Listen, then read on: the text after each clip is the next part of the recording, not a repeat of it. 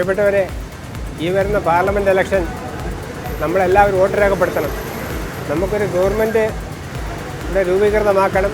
ഈ രാജ്യത്തിൻ്റെ വികസന പ്രവർത്തനത്തിന് വേണ്ടി എല്ലാവരും വോട്ട് ചെയ്യണം. നമ്മുടെ രാജ്യത്ത് കുടിവെള്ളവും മറ്റുള്ള പദ്ധതികളും റോഡും എല്ലാ പാലങ്ങളും നമ്മുടെ ആൾക്കാർക്ക് വീടുകളും എല്ലാ സൗകര്യപ്രദമായ അടിസ്ഥാന സൗകര്യങ്ങളും ഉണ്ടാക്കി കൊടുക്കാനുള്ള ഒരു ഗവൺമെൻറ് നമുക്ക് രാജ്യത്ത് ആവശ്യമാണ്. അതെല്ലാവരും അതിൻ്റേതായ രീതിക്ക് അവരുടെ സമ്മതിദാനാവകാശം രേഖപ്പെടുത്തി ഒരു ഗവൺമെൻറ്റിനെ നമുക്ക് കൊണ്ടുവരണമെന്നാണ് എനിക്ക് അഭിപ്രായത്തിൽ പറയാനുള്ളത്. ഏത് ഗവൺമെൻറ് ആണെങ്കിലും പാവപ്പെട്ടവരുടെ കണ്ണുനീര് കാണുന്ന ഒരു ഗവൺമെൻറ് ആയിരിക്കണം. എനിക്ക് പറയാനുള്ളത് വേറൊന്നുമല്ല. ഞാൻ ഒരുപാട് കഷ്ടപ്പെട്ടാണ് എൻ്റെ മക്കളെ 4 പേരെയും വളർത്തിയെടുത്തത്.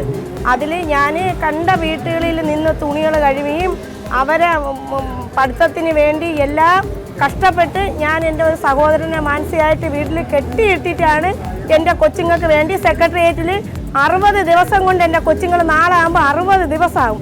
ഈ 60 ദിവസം കൊണ്ട് ഈ സർക്കാരിന് എന്തുകൊണ്ട് അവർ പഠിച്ച് അവർ റാങ്ക് നേക്കിയതാണ്. 54ാമത്തെ റാങ്കാണ് എൻ്റെ മോന്.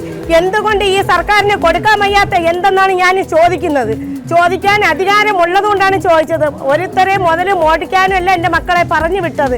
എൻ്റെ കൊച്ചുങ്ങളെ പഠിപ്പിച്ച് അവർക്ക് ജോലിക്ക് വേണ്ടി മാത്രമാണ് അവരെ പഠിപ്പിച്ച് ഒരു തൊഴിലിന് വേണ്ടി. കണ്ടവരെ വീട് കയറി മോട്ടിക്കാമോ, കണ്ടവരെ വീട് പീഡനത്തിനോ വേണ്ടിയല്ല എൻ്റെ മോനെ ഞാൻ പഠിപ്പിച്ച് ഇത്രയാക്കിയിട്ട് ഈ സർക്കാരിന് എന്തുകൊണ്ട് കൊടുക്കാൻ നിയമം ഉണ്ടായിട്ടും കൊടുക്കാത്ത കാരണം എന്ത്? പിന്നെ എൻ്റെ ഒരു സർക്കാർ, വേറെ ഒരു സർക്കാരും ഇതുപോലെ തെമ്മാർത്തനങ്ങൾ കാണിക്കുന്നതേ ഇല്ല. പിന്നെ എന്തേലും വോട്ട് അനുവദിച്ച് വരുമ്പോൾ രാത്രി സമയങ്ങളാകുമ്പോൾ പാവപ്പെട്ട പട്ടിണി പാവങ്ങളെ വീട്ടിൽ കയറി ചോറും വെച്ച് മലക്കറിയും വെച്ച് തിന്നും കൊണ്ട് വോട്ട് പിടിക്കാൻ നടക്കും. ഇതാണ് ഒരു സർക്കാർ? ഇങ്ങനെയാണ് സർക്കാർ?